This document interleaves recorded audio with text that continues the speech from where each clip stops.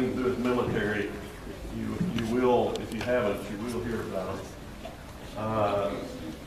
After the Civil War, if you think about it, most black people were slaves, especially in the South. After the Civil War, when they got their freedom, they didn't own anything, they had no money.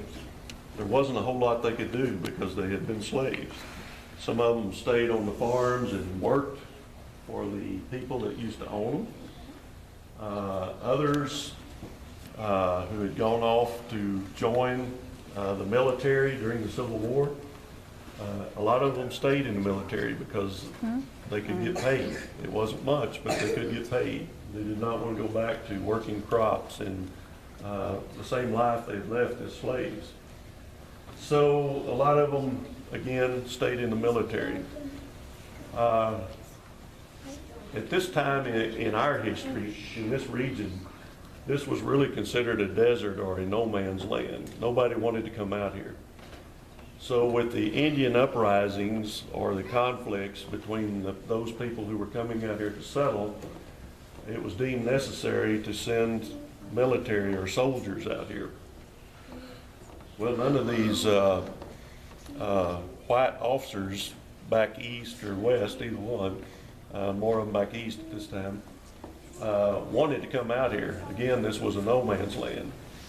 So if you were the low man on the totem pole, you would be sent out here as an officer, and you were sent with all these black soldiers because quite honestly, they were used to hard work and hard times, and they dealt with it better than the white officers did.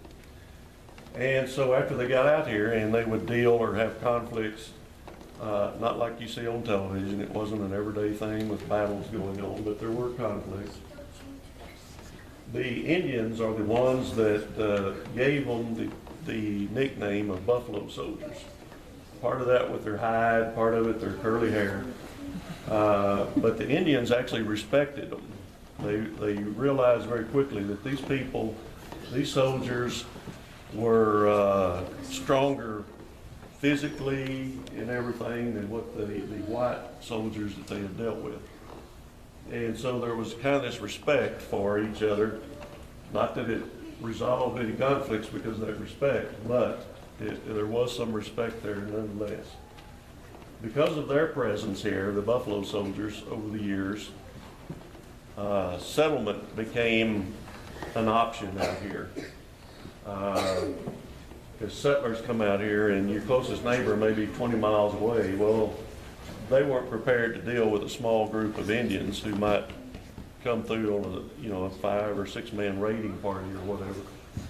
And so because of the presence of the military over the years, settlement out here became possible.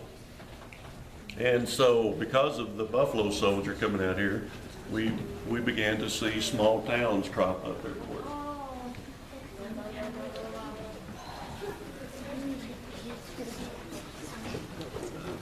Again, I apologize for the one light there. That one is connected to the same light source as the case behind it. Yeah. All of these exhibits right here kind of give you a little bit of an idea of what was here in earlier days. Sodbusters being the early farms or settlers, they were very lucky if they could find wood to build houses with. More often they would find scraps. You see pictures every once in a while of half dugouts along the edge of the draw where they would use the earth for the bulk of their walls, and then they would find materials or wood to put a roof over their head and a front door. About 1 year did you? It was still in the later 1800s when the military was out here. Right after the Civil War. 1870. Yeah. Yeah.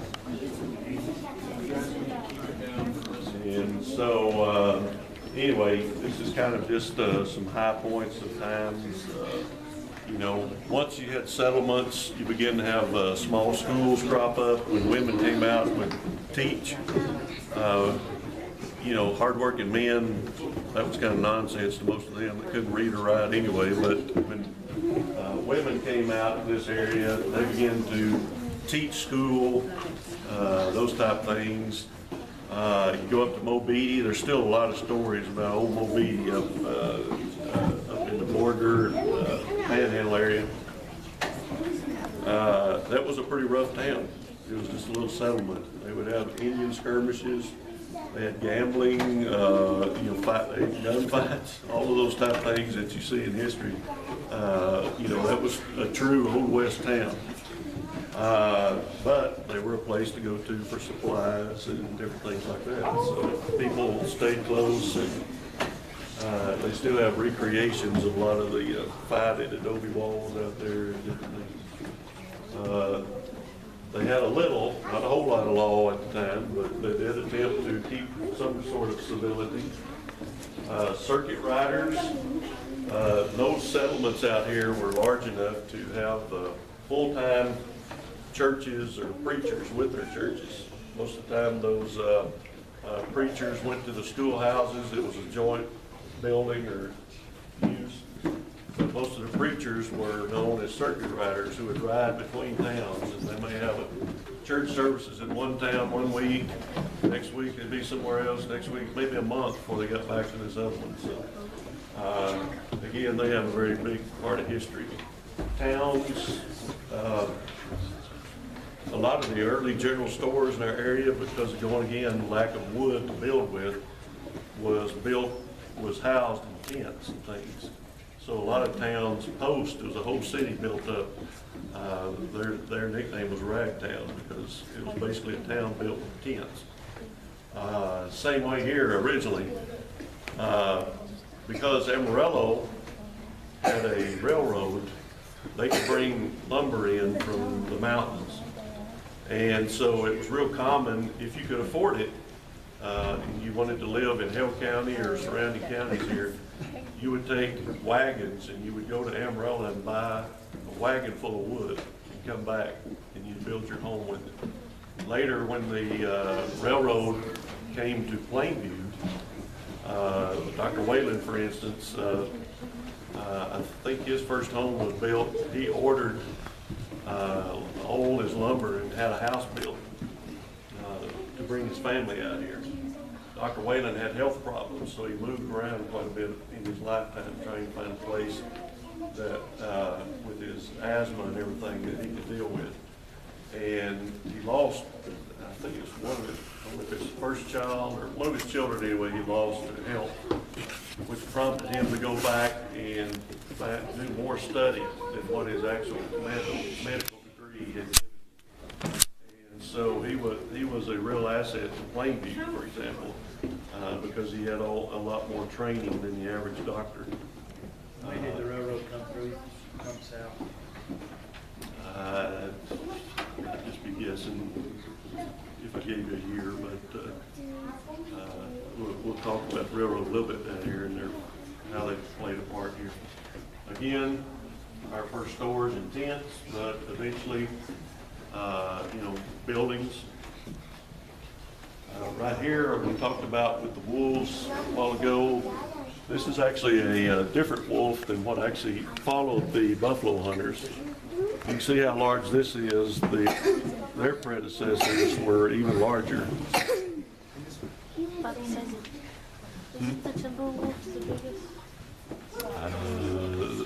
Let's see, there was buffalo and the gray. I don't remember exactly on those, but this one actually came from, I believe it's Wyoming. It's where this one was shot, brought back and mounted and given to the museum.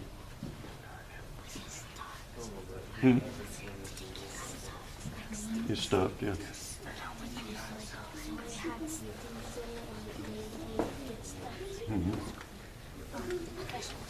Okay. Now we move on to fencing.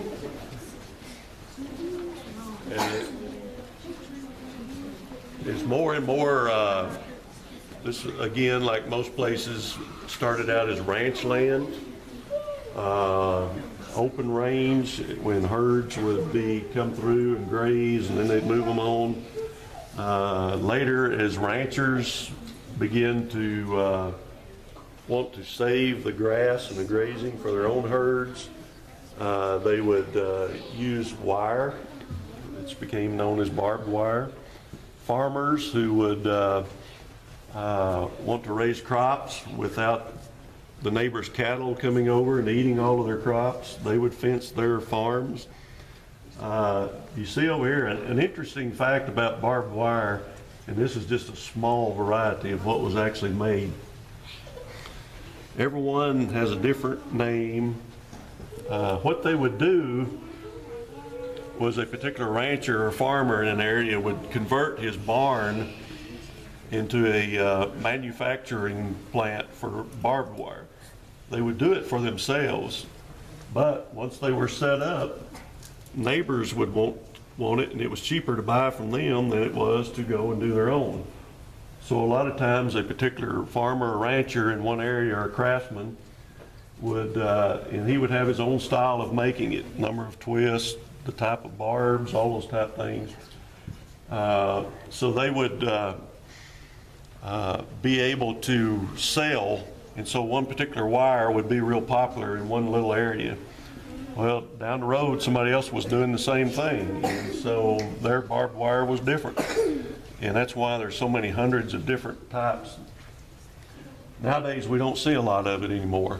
Now they use electric fence and those type things, but barbed wire is actually a really big collector item for a lot of people now, you know, samples like that. And I don't know how much of it I've thrown away over the years. It was in my way. I didn't know I was throwing away a gold mine, but anyway, there's still a lot of people nowadays even looking for samples of it.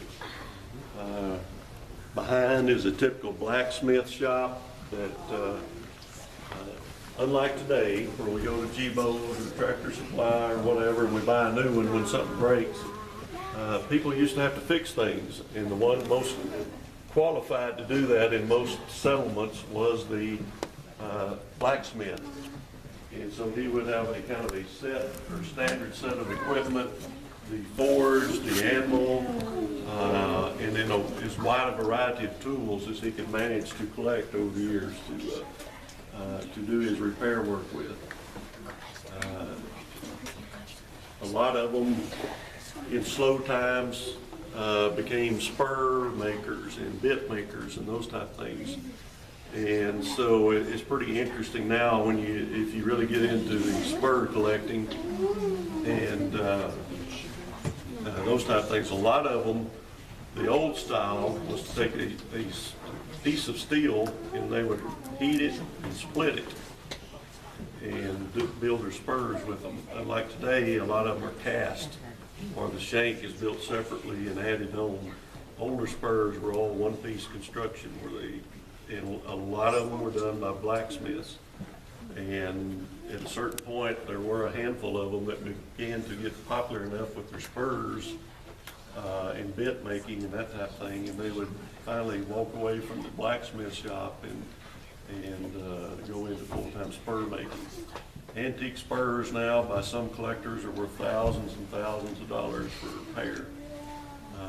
I've got an old pair that was my granddad's that I've played with since I was a kid. Finally, I put them in a shadow box frame for my dad one time. They gave them back to me, and I never thought anything about it, hanging on my wall. A friend of mine who got into spur collecting one day saw them and looked at the maker and everything, and finally determined that they were, the pair I've got that were my granddad's, is worth nearly $1,000 now. So, you know, it's just crazy. And you go, I love to go into the antique stores where you have an old gentleman that's been collecting for probably 100 years.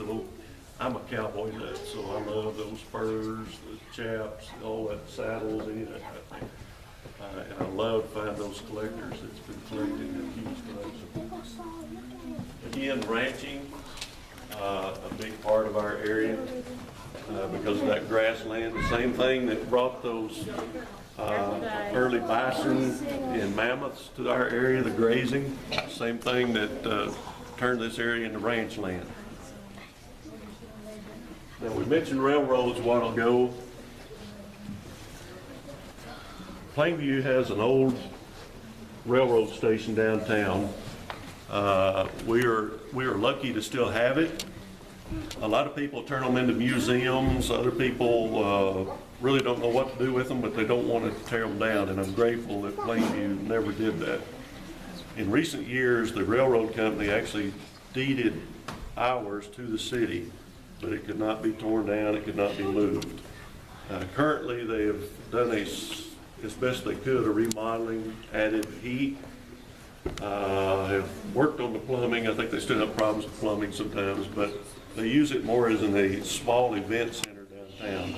A lot of times after the Christmas parades, they'll be down there, they'll have an art show, they'll have a hot chocolate available, different things like that. So it doesn't get a lot of use, but I'm very thankful because of it's part of our history that it's still there. Years ago, when the land and development companies, there was a couple of them here,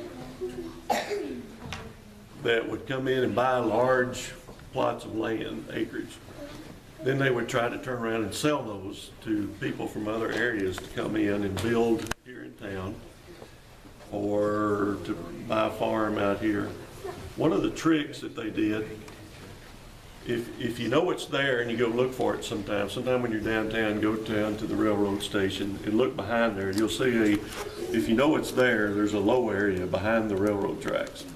That was actually a man-made lake that our ancestors, our forefathers here in Plainview, went out and dug that years ago.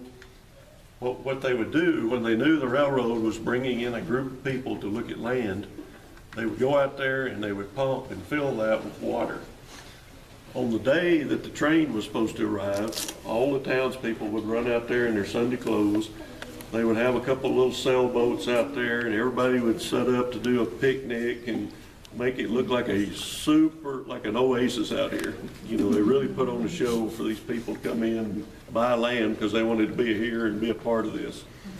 Well, of course, a few weeks later, all that that water would dry up, and then they would have to wait till the next time. And they would, luckily, they had wells at that time, and could pump some water to a certain degree in that lake.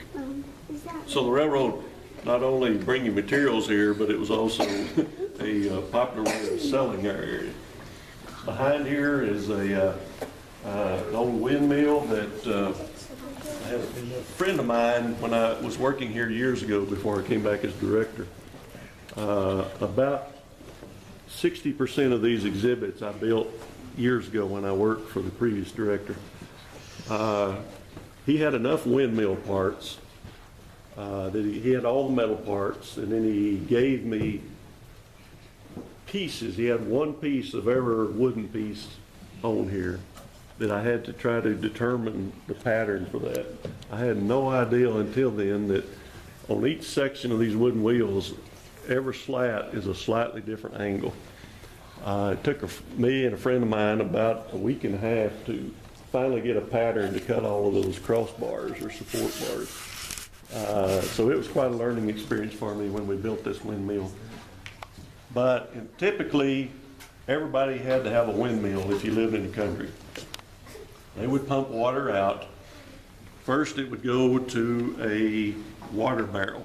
This is where the ranchers or the homesteaders or whatever got their drinking water. That was the cleanest of the water at that time.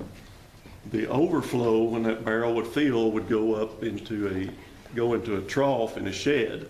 That's where they would keep their milk or their cream, and that water would help to keep that cool because it was before refrigeration. From there, it would go over into a horse tank or a water trough for their livestock.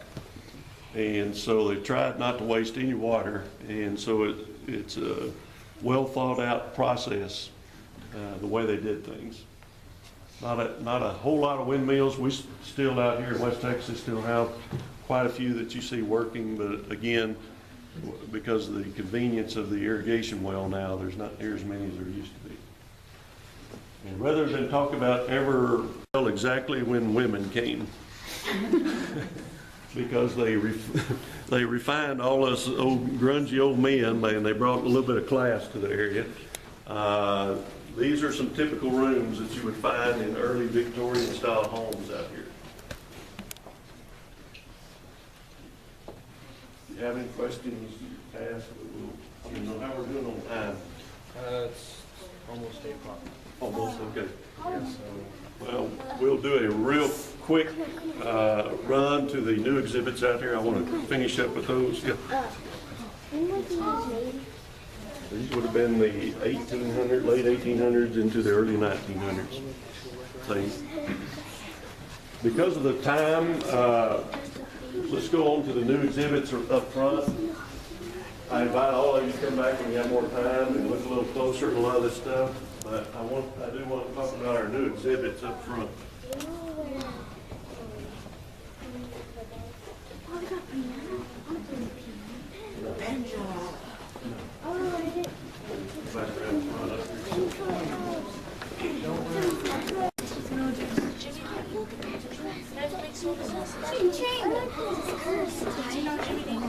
Okay, I'm going to go through this real quickly. I can do a 30 to 40 minute program or more right here. I can do individual programs on all of these, but one of the things when I left here and went into banking, and then I had the opportunity to come back as director, one of the things I wanted to do was to add a Hale County Hall of Fame. All of these exhibits going left and right here are what I call the Hale County Hall of Fame. I felt, even as a regional history museum, that Plainview was doing a disservice in the fact that we were not recognizing a lot of our citizens from Hale County who had done great things. And of course, obviously, the first one I thought of was Jimmy Dean because of the scope of his career. He's probably the best known. But I will not go into every one of them. But if you look around this area, from Hale County, you can see that we've had Miss Texas. We actually had a Miss America. We had an opera singer. Emily Jones is still on sports television right now. Y'all can see her. We had 4 Jim Clark football players who were actually dominant players during their time, and we've had other football players that were in and out of the football league. Jim Clark that discovered Netscape, which has opened the door for you all being able to play with the internet. He also was from Plainview. All of these people are from Plainview or Hale County. We had a rock band that had the #1 hit in the world. We had a Coaches Hall of Fame. We had a major contender for a boxing champion. We had a Western movie star. All of these people, I like when I get young people together, I always talk about that. A lot of times our young people think that I'm from Plainview, I'm from Hale County, we're out in the middle of nowhere. I can't do anything from here. But if you look around and you see right in this area where you've got people that have accomplished about everything, rock bands, movie stars, Miss Texas, Miss America, politicians, all of these type of things. People from Plainview and Hale County have done those things. So I always like to end by encouraging young people to dream big. Even though you're here, that doesn't prohibit you from going on to do great things if that's what you want to do. So I always like to close in this area by encouraging our young people to dream big and go for it. Yes, sir? There's nothing but offices upstairs. How many of you all knew that Jimmy Dean was a singer? Most of you thought he was just sausage. Every generation has a different knowledge of Jimmy Dean. I grew up listening to him sing. Later I worked at a hog farm and sold him hogs. I watched him on television. I watched him in the movies. So he's done a lot of things. But for those of you who didn't know he was a singer, you will probably remember this song.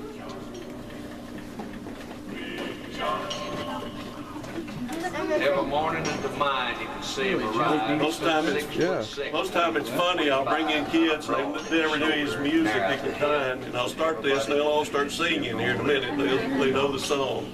I know. Okay, another one. Big Bad John. The String-Alongs, rock and roll band from the 60s. They were very instrumental. They recorded at the same time with Buddy Holly and all of those. Stayed all alone. He didn't.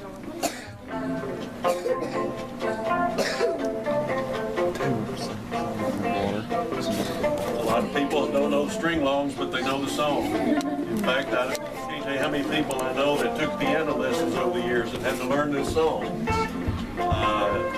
So it's very interesting. Again, Terry Cook, opera singer.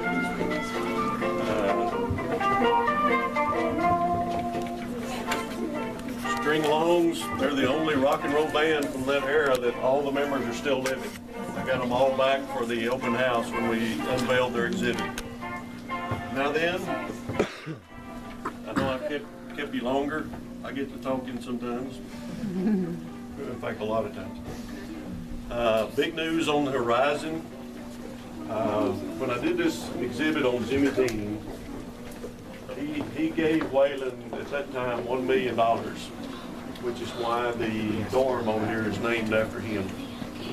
After he died, big part because we had done this, his widow has now given Waylon $5 million we're going to do a Jimmy Dean Memorial Museum here. And we will tell his complete story from childhood all the way up through sausage. I'm pretty excited about it. So anyway. Where would that be? I'm hoping it'll be an extension to this building. Part of that is we're just now signed a contract with architects, and so we're still in the early stages of that.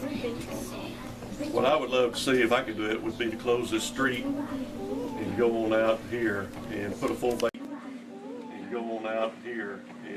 basement under it for entertainment rental purposes. And that way it would tie into the our courtyard below here and make that a usable thing. So anyway, I'm excited. So there's great things going in the future. I've kept you longer than I was supposed to, so I appreciate y'all coming. I'd be happy to answer questions, but I know Everybody tell him thank you. thank y'all for coming.